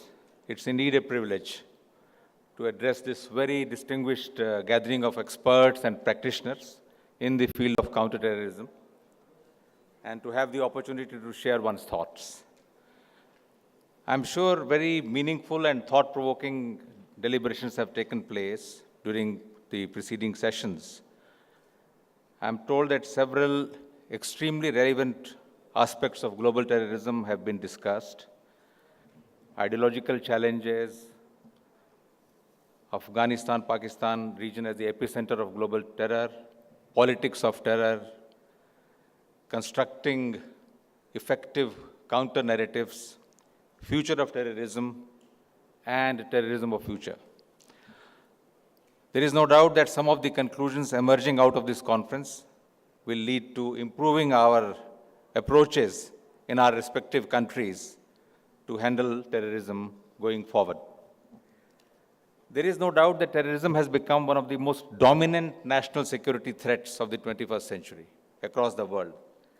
There are global terrorist networks of non-state actors, and there are individuals carrying out isolated but deadly terrorist acts.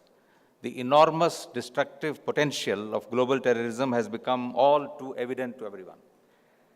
These terrorist organizations have not only begun operating on a global scale, but they have also acquired dangerous proportions. Advances in technology and increase in strike capability has enabled them to virtually wage wars against nations. They are recruiting in one country, raising funds in another, and operating in a third country. A passenger originating from country A or a piece of cargo from a country B can threaten the security of a third country C. Similarly, hate mongers on social media, they could be operating anywhere in the world, beyond the jurisdiction of any government. Borders have literally been rendered irrelevant. These terrorist groups are also able to develop their own sources of financing from charities, from NGOs, extortion, or to trade in narcotics. There is a growing overlap between terrorist activity and organized crime. Calculated use of violence with the express stated goal of spreading terror among civilian population to achieve political, religious, and ideological objectives has not been practiced on this scale ever before in history. Unfortunately, such acts of terrorism are sometimes justified even by those who are otherwise opposed to violence, who have strong feelings of inappropriateness of use of violence. Consequently, terrorist groups are able to find safe havens for their survival and growth in some countries. But on the positive side, the compelling need for a coordinated global response has resulted in a paradigm change in the narrative on terrorism. We in India have been facing the scourge of terrorism for over 2.5 decades. Our entire region, in fact, has been bearing the brunt of the activities of some of the biggest terrorist actors in the world, whether it is Al-Qaeda, Taliban, Lashkar-e-Taiba, Jamaat-ud-Dawa, etc. Our challenges arise largely from externally sponsored terrorism, fueling the secessionist and fundamentalist agendas. For many years, we experienced a very frustrating attitude of many countries treating terrorism in our part of the world as a local issue. Even worse, blame was sought to be apportioned on the victim country and its policies. But post 9/11 and post terrorist incidents in many parts of the world, especially the West, realization has dawned on the global community that you cannot distinguish between good or bad terrorist or between your or my terrorist. Global community has begun to act in concert, though I would say without hesitation that there is need for much greater levels of coordination and cooperation. Talking of specific threats, as the previous speaker, Professor Ma, also said, the coalition to defeat the Islamic State has liberated close to 100% of the territory which they till recently held in Iraq and Syria. But while this is a victory of sorts, it also contains the seeds of danger of the fighters of the group re-emerging in other parts of the world. These surviving fighters could seek out new battlefields to continue waging jihad. Now, this underscores the importance for all countries in the world to work together and strengthen security cooperation arrangements so that these terrorists are forced to spend their time on their own survival and they are deprived of the freedom to operate elsewhere. India has always been committed to combat terrorism in all its forms and manifestations.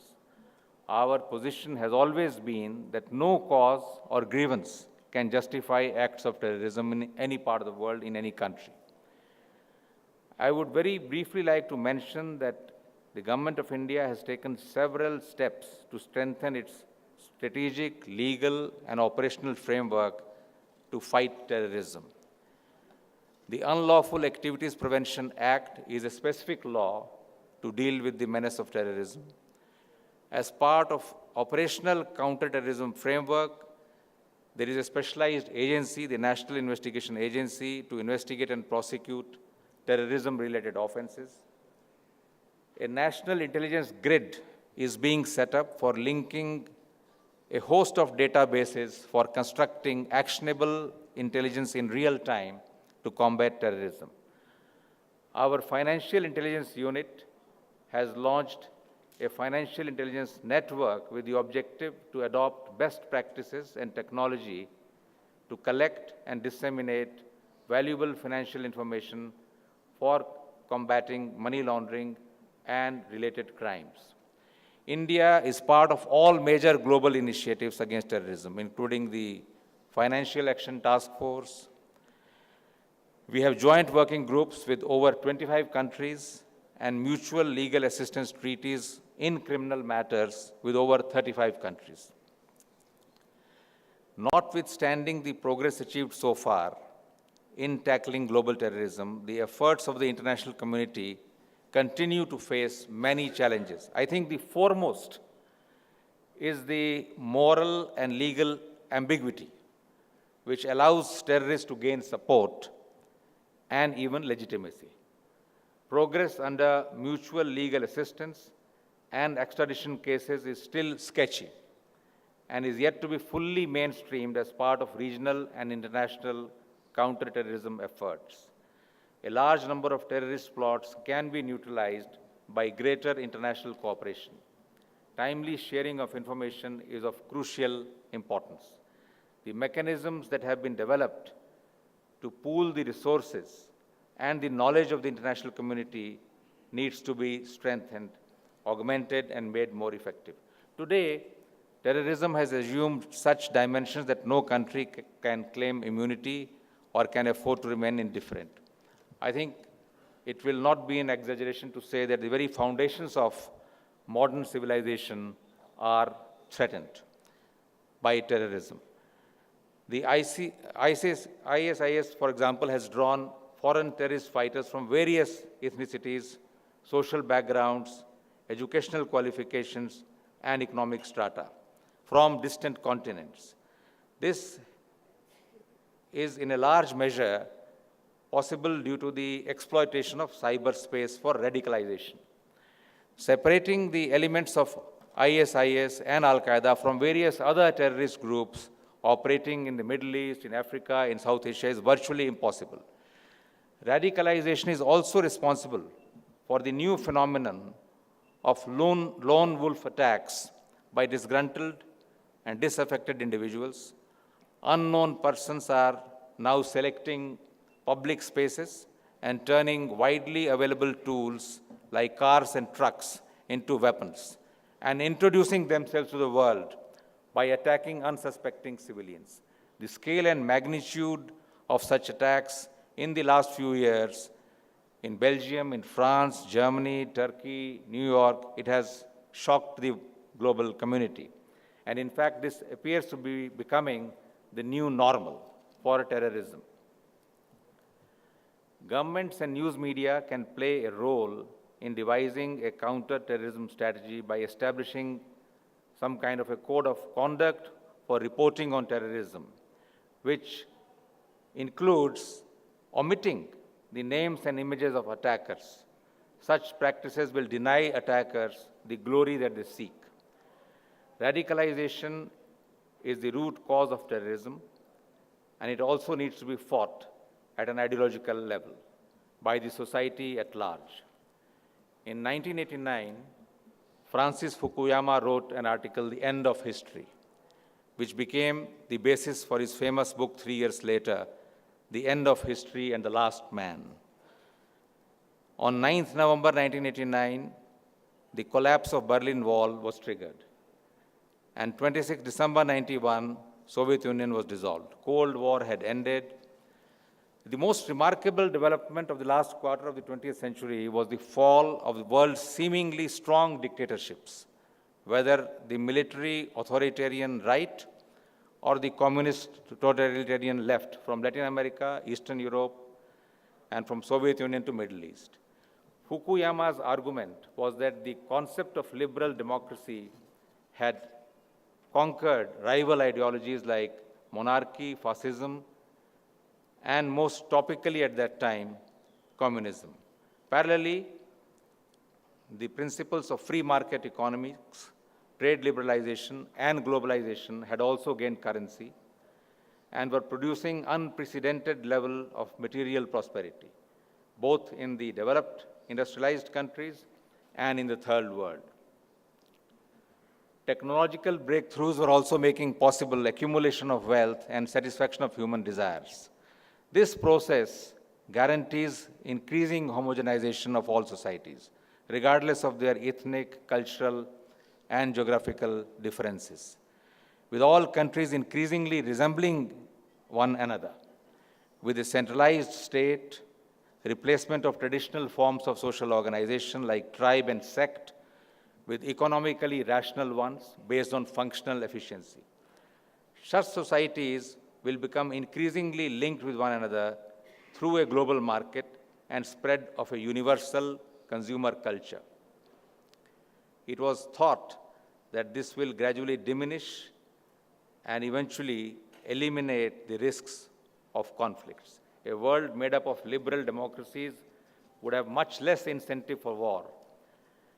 But as it turned out, this was an over-optimistic hypothesis, underestimating the power of religious fundamentalism. After September 11, 2001 attacks, one commentator wrote that history has returned from vacation. But I think time and resources are on the side of forces of modernization and progress. What is required is strong willpower and concerted global action to defeat the regressive forces. The yearning for a good life and material progress and the desire for freedom of thought and expression are universal. These need to be fully leveraged by governments across the world and the power of information revolution to defeat the threat of radicalization and terrorism by acting together. I couldn't agree more with the previous speaker, Professor Ma, that we need a united front, not just in China, but all over the world. I will not like to stand between you and lunch. That is the good news that we have, that there is now lunch waiting for us. Thank you for your patience, and I thank the foundation for inviting me.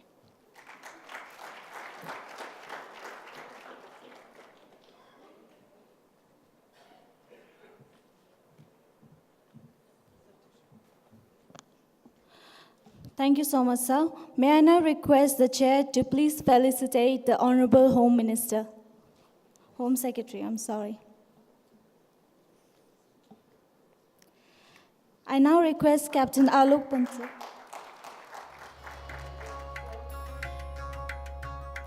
I now request Captain Alok Bansal to deliver the vote of thanks.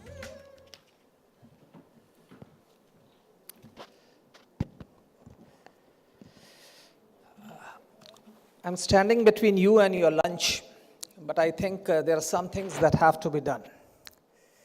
Now, with this valedictory session, the 4th Counterterrorism Conference comes to an end. It's 4 years ago that we realized that despite the terrorism being the global scourge, the understanding about the subtle nuances was generally missing.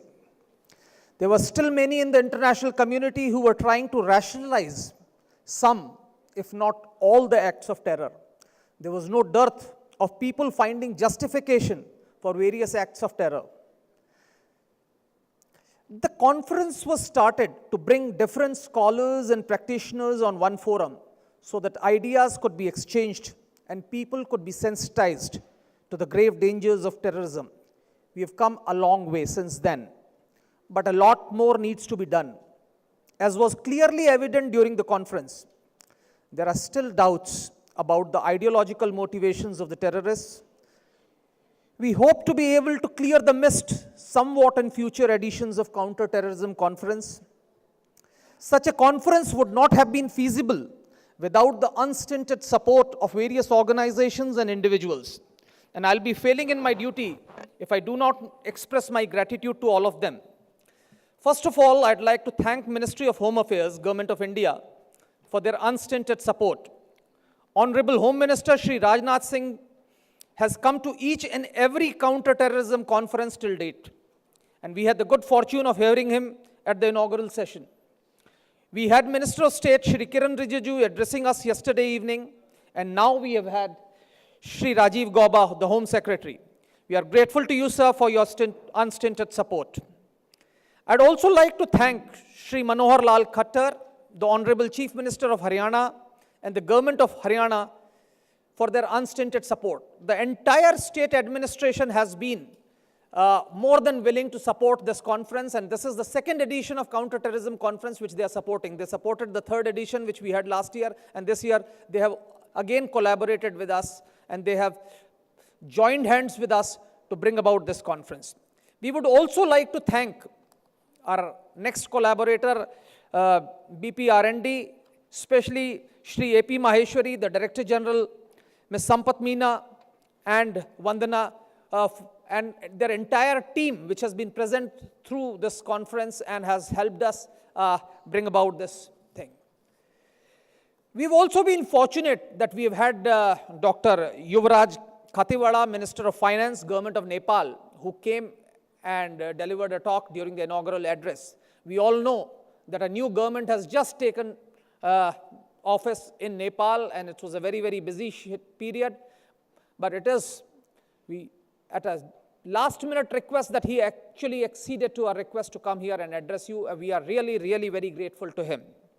General V.K. Singh, Minister of State for External Affairs, Government of India, was today here in the morning and addressed you.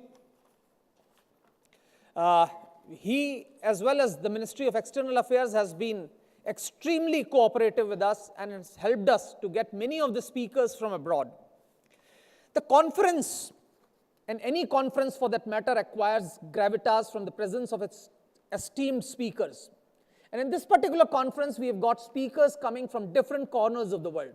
You would have appreciated that in almost all sessions, we had speakers from different countries.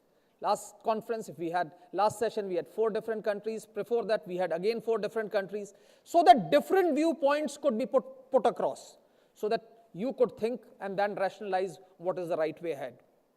So I am very grateful to all the speakers for agreeing to come and speak here. This conference and everybody who has been present here is extremely grateful to you, sir. I'd also like to thank our sponsors who have liberally contributed to the cause. I would be failing in my duty if I do not name them. Messrs. Edelweiss, who have been consistently supporting this initiative for the last 3 years. This year, this cause also received support from ONGC, Saraswati Sugar Mills Limited, GMR, and Haryana State Industrial and Infrastructural Development Corporation. I'd also like to thank the members of the organizing committee who took time out to give shape to this program and who subsequently helped us to get many of these esteemed speakers to come from various corners of the world to come and speak here. I'd also like to thank the local administration at Gurugram, who has gone out of their way to support us. I would especially like to thank Shri Sandeep Kirwar, Commissioner of Police, Gurugram, Shri Anil Kumar, ACP, DLF, and all other officials of Haryana Police. I'd also like to express our gratitude to all the embassies for their support. I'd also like to thank the members of various media houses for covering the event.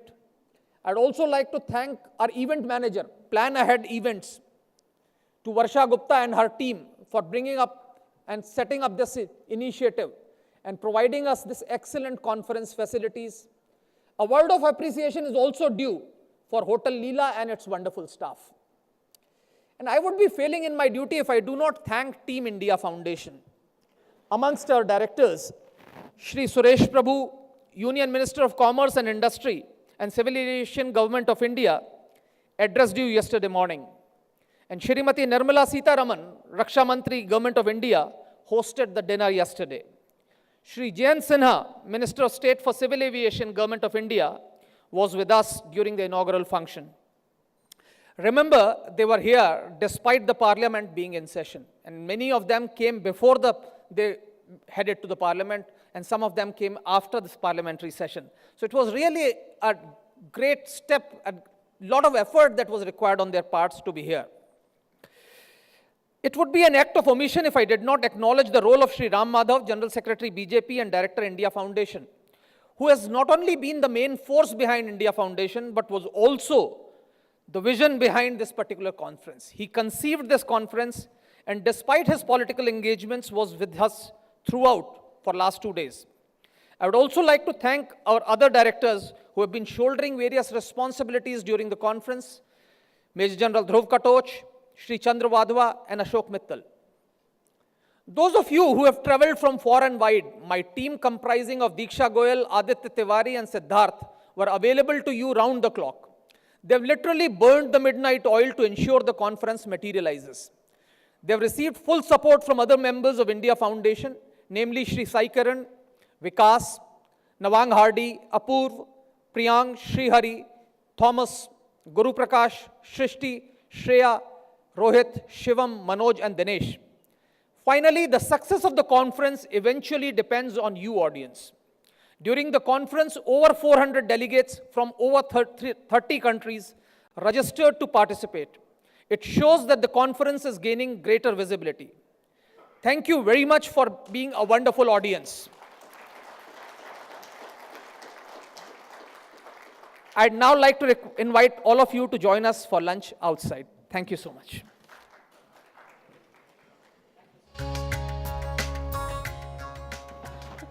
Before heading towards lunch, I have few announcements to make. We request you to report at the check-in counter.